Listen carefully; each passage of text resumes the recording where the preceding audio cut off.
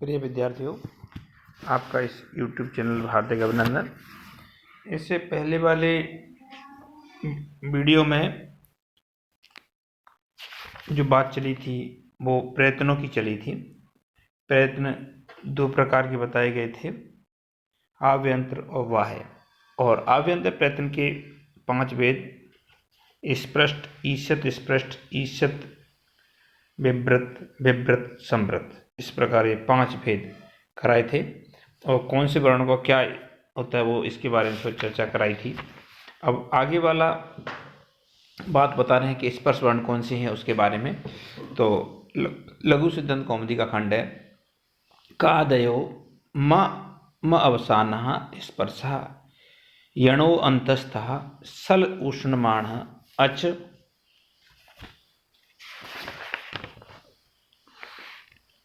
विद्यार्थियों, इस लघु खंड से भी पहले एक और खंड है छोटा सा, उसको भी देख लेते हैं। बाह्य यत्नः तु एकादशः व्यवहार संभार श्वासो नादो घोषो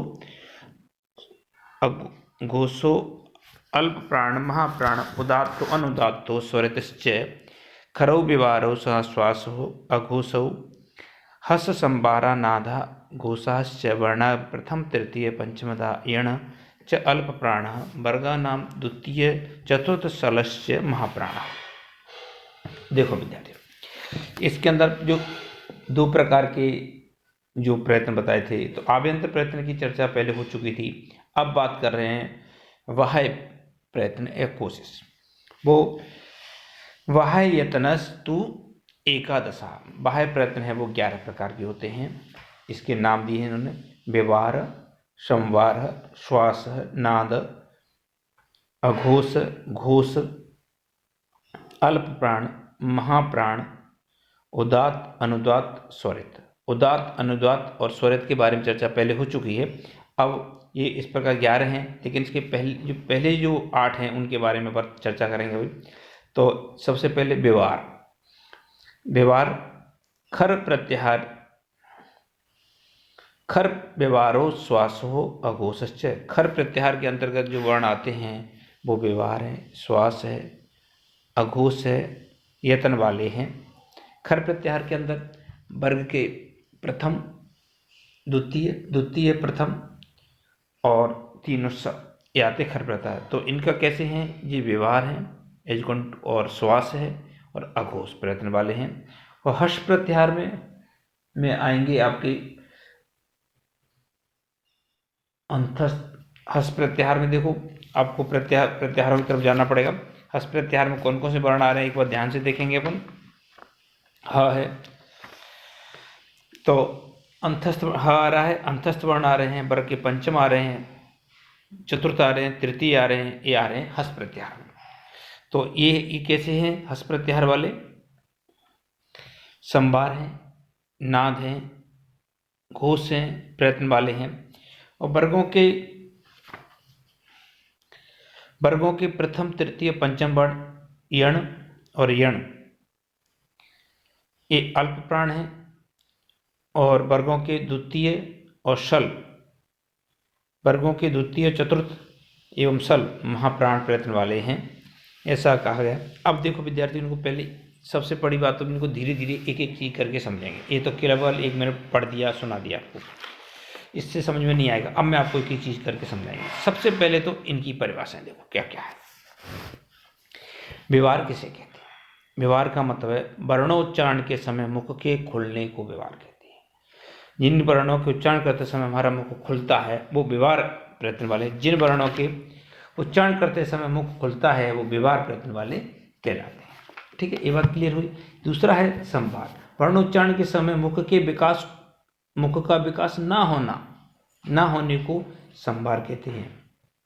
ठीक है। श्वास, वर्णोच्चारण के समय श्वास को चलने को श्वास प्रयत्न कहते हैं। नाद का मतलब है वर्णोच्चारण के समय नाद, गंभीर ध्वनि को नाद कहते हैं। नाद मतलब गूंज, गंभीर ध्वनि। वर्णों के उच्चारण समय गंभीर ध्वनि को नाद कहते हैं। घोष और अघोष कहते हैं। वर्णोच्चारण के समय घोष का मतलब गूंज का उठना, घोष है, और गूंज का ना उठना अघोष है प्रयत्न वाले। अल्प प्राण महाप्राण का मतलब वर्णोच्चारण, ये प्राण कैसे मतलब है ऑक्सीजन से। वर्णोच्चारण के समय प्राणवायु की अल्प उपयोग को अल्प प्राण कहते हैं और अधिक उपयोग को महाप्राण कहते हैं। ये चीज थी। अब इसमें समझो, तो अब देखो वापस हम इधर चलते हैं। तो बाह्य प्रयत्न 11 प्रकार के हैं, सबसे बड़ी बात। ठीक है विद्यार्थियों, तो अब इसमें इन्होंने कहा है कि जो खर प्रत्याहार वाले वर्ण हैं वो व्यवहार हैं, ये जो मुख खुलेगा, श्वास चलती रहेगी और अघोष है, एजुकंटू उनकी उच्चारण करते समय गूंज नहीं उठनी चाहिए। ठीक है, तो यह वर्ग के चौथे खर प्रत्याहार वर्ग के दूसरे, तीसरे और 3 नुस्खा। इनके उच्चारण करते समय मुख खुलेगा, श्वास चलती रहेगी और ये अघोष हैं, इनमें गूंज नहीं उठेगी। हर्ष प्रत्याहार वाले वर्ण है जो वर्ग के पंचम है। अंत, पहली बात सबसे पहले तो अंतस्थ वर्ण है अंतस्थ वर्ण, वर्ग के पंचम वर्ण है, चतुर्थ वर्ण और तृतीय वर्ण। इनका उच्चारण करते ये संभार है, एजुकंठ मुख का विकास नहीं होगा। नाद है, गंभीर ध्वनि आएगी और घोष है और गूंज का उठेगी। घ घ अंग ग, इनकी घोष है ये। इस प्रकार गंभीर ध्वनि भी होगी और घोष भी, और गंभीर ध्वनि भी होगी और गूंज भी उठेगी और मुख का विकास, पूरा मुख नहीं खुलेगा।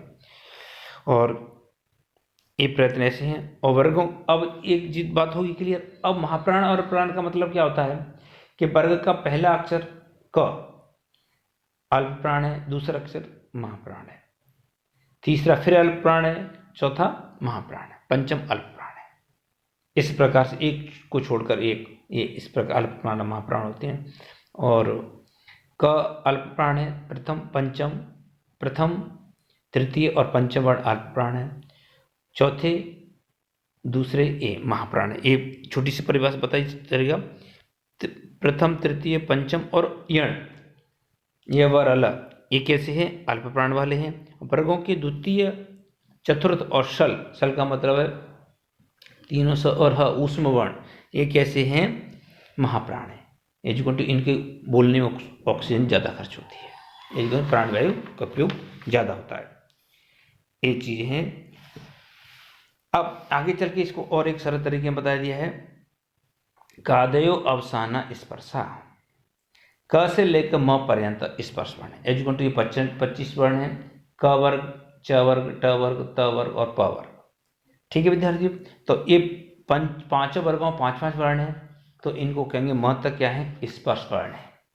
एजुकंटू इनका उच्चारण करते समय हमारी जीभ उच्चारण स्थान को छूनी चाहिए।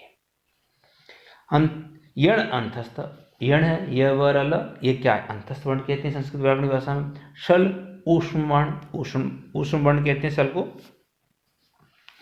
शल का मतलब है तीनों स और ह, ये 4 वर्ण ऊष्म है।